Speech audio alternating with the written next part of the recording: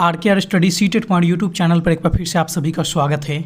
आज की इस वीडियो में आप डीएलएड, बीएड और सीटेट और टेट जैसे एग्जामों से जुड़े एक बहुत ही महत्वपूर्ण टॉपिक के बारे में अध्ययन करेंगे।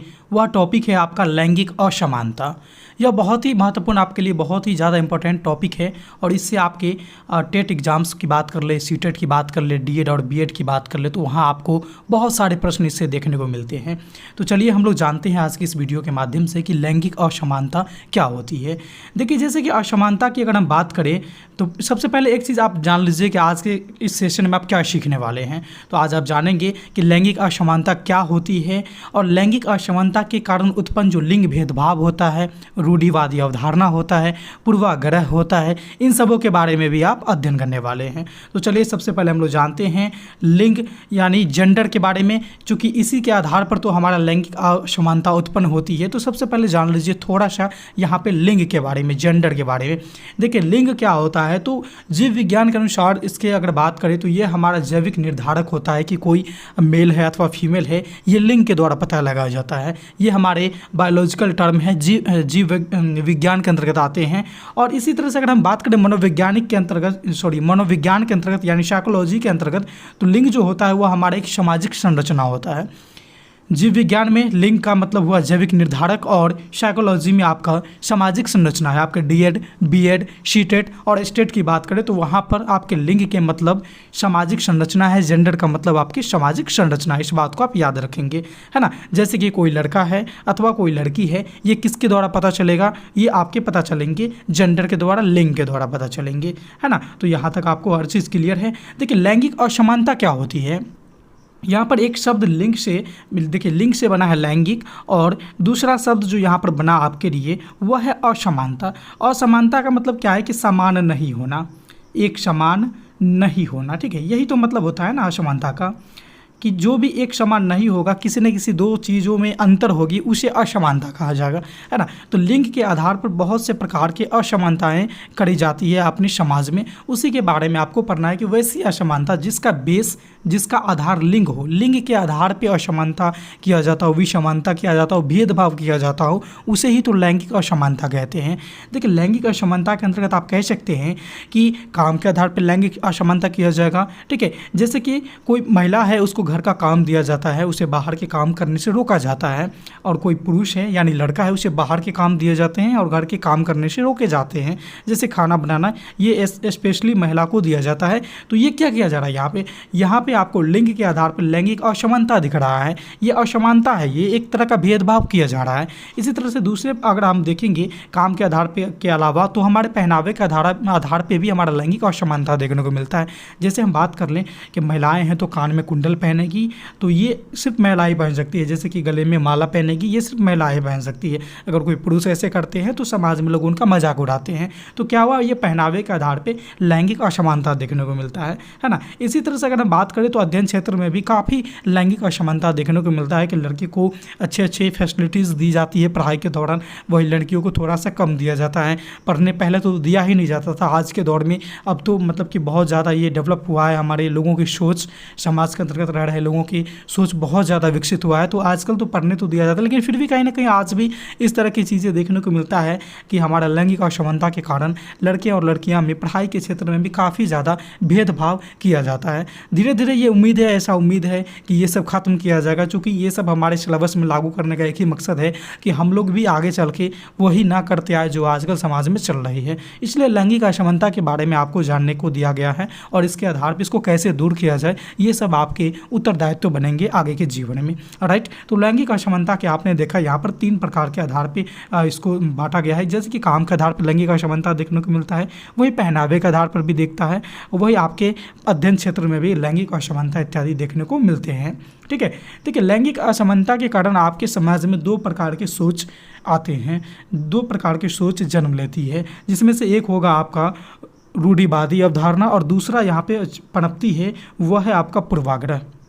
देखिए ये सारे, इसका जो आधार है, इसका जो बेस है वह है लिंग, और लिंग में भी असमानता, यानी कि 2 डिफरेंट लिंग, जेंडर के बीच जो है अनेकों प्रकार की रूढ़िवादी अवधारणा देखने को मिलता है और साथ ही साथ पूर्वाग्रह भी के लक्षण भी देखने को मिलते हैं।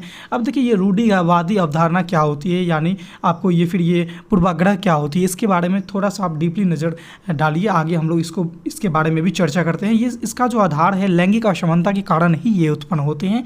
तो रूढ़िवादी क्या होती है, देखिए इसको रूढ़िवादी अवधारणा आप किसको कहेंगे, जैसे कि किसी खास समुदाय के प्रति बिना सोचे, बिना तौले, बिना उसके बारे में जानकारी लिए एक निर्णय ले लेना कि वो एक इस तरह का समुदाय है, अच्छा है, बुरा है, तो ये एक रूढ़िवादी अवधारणा कहलाती है ना। किसी भी खास समुदाय है या फिर किसी भी खास व्यक्ति के एक ही अवधारणा से बांध देना रूढ़िवादी अवधारणा कहलाती है। जैसे मान लीजिए कक्षा 5 के एक बच्चा है राम, कक्षा 5 का एक बच्चा है राम, जो सिर्फ राम, गौर कीजिएगा, जिसमें मान लीजिए 100 बच्चे पढ़ रहे हैं, जिसमें सिर्फ राम जो है वह चोरी करता है और चोरी करते समय किसी समय पकड़ा जाता है, तो शिक्षकों के द्वारा ऐसा कहना गलत होगा कि कक्षा 5 के सभी बच्चे चोर हैं, केवल राम ने चोरी किया है तो राम को कह सकते हैं, लेकिन राम के अकॉर्डिंग आप पूरे कक्षा 5 के बच्चों को चोर कहेंगे तो यही आपका रूढ़िवादी अवधारणा कहलाती है। कि हो सकता है कि एक बच्चे में वो अवगुण है, उसके अकॉर्डिंग आप पूरे क्लास को इस तरह से आप कहिएगा, उस समुदाय को इस तरह से कहिएगा कि वो सारे चोर हैं,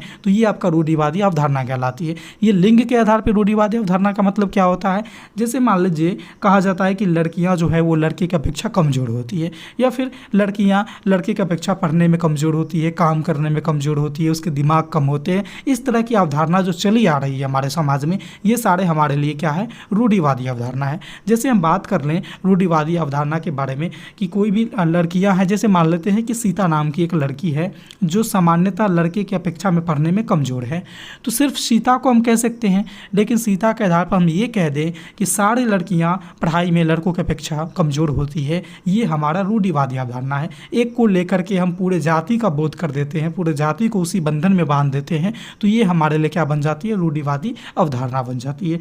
और इसका जो पनपने का कारण है वह आपका लैंगिक असमानता है, लैंगिक विसमानता है। रूढ़िवादी अवधारणा कई प्रकार से किए जाते हैं, जैसे कि आपके जाति धर्म के आधार पर भी किए जाएंगे। जैसे किसी खास जाति के लोगों के बारे में कह दिया जाएगा कि हिंदू जो हैं वह ज़्यादा अच्छे हैं, या फिर कह दिया जाए कि मुस्लिम सभी लोग मूर्ख होते हैं, तो ऐसे कहना गलत हो जाएगा। हालांकि मेरा कहने का ये सेंस नहीं है, मैं समझाने के लिए बोल रहा हूँ।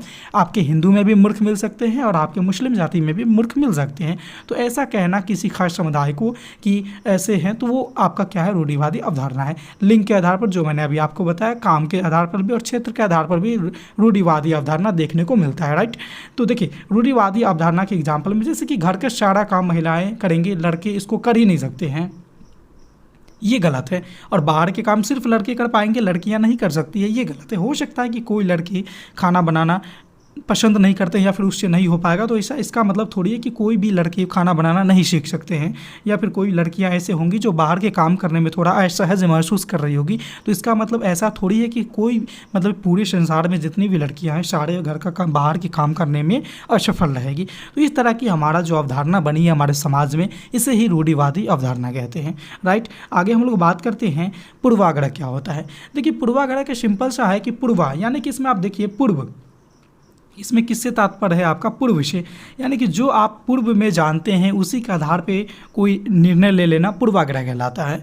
जैसे कि आपको हम बता दें कि हमारी पुरानी अनुभव को दर्शाता है पूर्वाग्रह। जैसे कि हम इसके एग्जाम्पल के तौर पे आगे हम बात करेंगे, जैसे कि किसी वस्तु या फिर किसी व्यक्ति के बारे में बिना देखे, बिना समझे, बिना तौले उसके बारे में सही अथवा गलत का धारणा कायम कर लेना पूर्वाग्रह कहलाता है।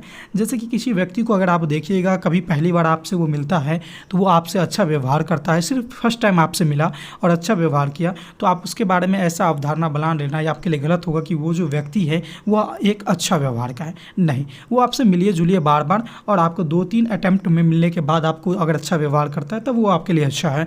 ऐसा थोड़ी है कि मान लीजिए पहली बार मिला, आपसे अच्छा व्यवहार किया और कल को वो गलत व्यवहार भी कर सकता है।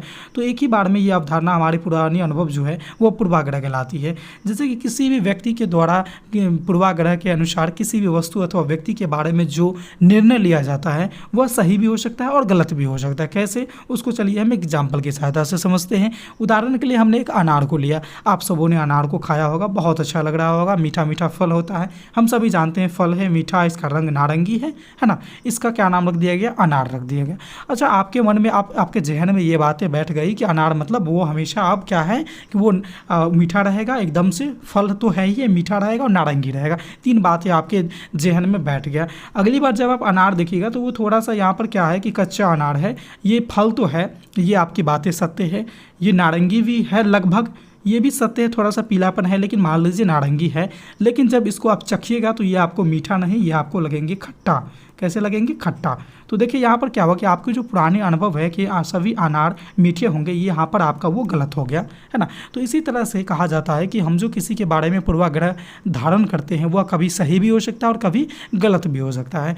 तो इसके अगर लिंक के तौर पर आप देखेंगे, जेंडर के तौर पर ये पूर्वाग्रह के बारे में, तो वही बातें आएगी कि जो काम लड़कियाँ कर सकती है, आप कह सकते हैं कि वो नहीं करते हैं, तो ऐसा नहीं होगा। मान लीजिए वो पहले नहीं कर सकी, अब वो कर सकती है, तो इस तरह से आप एक धारणा बना लेंगे उसके बारे में कि ये यह काम नहीं कर सकती है, लड़के ही वर्क का काम करेंगे, लड़कियां घर के काम ही करेंगी। तो ये आपका क्या है? पूर्वाग्रह है। जैसे कि आप एग्जाम्पल के तौर पे देखिएगा कि किसी ऐसे व्यक्ति को देखते हैं, मान लीजिए जिसके सर पे बाल होते हैं, तो आप सीधे उसको दूर से ही देख के पहचान जाते हैं कि ये क्या है, ये आपके लड़कियाँ हैं। तो ऐसा ज़रूरी थोड़ी है, लड़के भी तो बाल बढ़ा के रख सकते हैं। तो ऐसा ये आपका ऐसा सोच जो है ये आपके पूर्वाग्रह को दर्शा रहा है कि आप उसके बारे में अच्छे से जाने नहीं, नज़दीक में गए नहीं, दूर से ही देखिए कि उसके बड़े बाल हैं, मतलब क्या है, वो लड़कियाँ हैं। ऐसा गलत है। यही तो आपका पूर्वाग्रह का दर्शाता है कि जो चीज़ें आप पहले से जानते हैं और उसके बारे में उतना अच्छा से नॉलेज नहीं इकट्ठा करते हैं, फिर भी उसके बारे में कोई भी धारणा को कायम कर लेते हैं, ये आपके लिए क्या कहलाएगा? पूर्वाग्रह कहलाएगा, राइट। जैसे एग्जाम्पल के तौर पे आप देखिएगा कि पूर्वाग्रह के प्रकार जो होते हैं वो कई प्रकार के होंगे। जैसे जाति के आधार पर पूर्वाग्रह किया जाता है, भाषा के आधार पर, लिंग के आधार पर, धर्म के आधार पर, उम्र के आधार पर, क्षेत्र के आधार पर, इत्यादि कई प्रकार के ऐसे आधार हैं, बेस हैं, जिसके आधार पर पूर्वाग्रह किया जाता है। उदाहरण के तौर पे हम आपको एक एग्जांपल बताता हूँ। जैसे कि मान लीजिए इंग्लैंड का कोई प्लेयर है, वो अक्सर गोरा रहता है त्वचा के रंग में, ठीक है। वही भारत की बात कर लें तो वो श्यामला रहता है, वही अगर वेस्ट इंडीज़ की बात कर लें तो वो काला रहता है। तो अब आप कभी भी आपसे कोई पूछेगा कि चलो भारत के लोग कैसे होते हैं, तो आप लोग क्या कहिएगा? श्यामले होते हैं। इंग्लैंड के लोग कैसे होते हैं, तो आप कहिएगा क्या कि गोरे होते हैं। वेस्ट इंडीज़ के लोग कैसे होते हैं, तो आप कहिएगा क्या कि गोरे होते हैं। लेकिन आप पाइएगा कि इंडिया में तो लोग गोरे होते हैं, श्यामले भी हैं, गोरे भी हैं, इंडिया में भी लोग काले होते हैं। यहाँ पे साउथ, ये आप इंग्लैंड की बात करें, यहाँ भी कोई ना कोई ऐसे व्यक्ति होंगे जो काले या फिर श्यामले जरूर होंगे, और ये काले हैं तो यहाँ भी श्यामले जरूर होंगे लोग, ठीक है। तो हम एक अवधारणा बना लेते हैं, एक ये क्या कहते हैं, पूर्वाग्रह बना लेते हैं। ये हमारे पूर्व अनुभव को दर्शा देता है कि इंडिया मतलब सभी लोग श्यामले, इंग्लैंड मतलब सभी लोग गोरे, वेस्ट इंडीज़ मतलब सभी लोग श्यामले। तो इस तरह से लैंगिक पूर्वाग्रह का मतलब है कि लिंग के आधार पर जो भी आप अवधारणा बना लेते हैं वह क्या कहलाता है? वह आपके लिए लैंगिक पूर्वाग्रह कहलाता है, राइट। तो आज के इस सेशन में बस आपको मैंने बताया लैंगिक पूर्वाग्रह के बारे में बताया, लैंगिक अवधारणा के, ये रूढ़िवादी अवधारणा के बारे में बताया, साथ ही साथ लैंगिक असमानता क्या होती है इसके बारे में बताया। तो मुझे उम्मीद है कि यह जो आपका पूरा कंसेप्ट है अच्छे से क्लियर हो गई होगी, और अगर अच्छे से क्लियर हो गई तो अपने दोस्तों को भी शेयर भी कर दीजिएगा। और चैनल पर पहली बार आए हैं तो वीडियो को देखने के बाद लाइक और सब्सक्राइब करना नहीं भूलिएगा।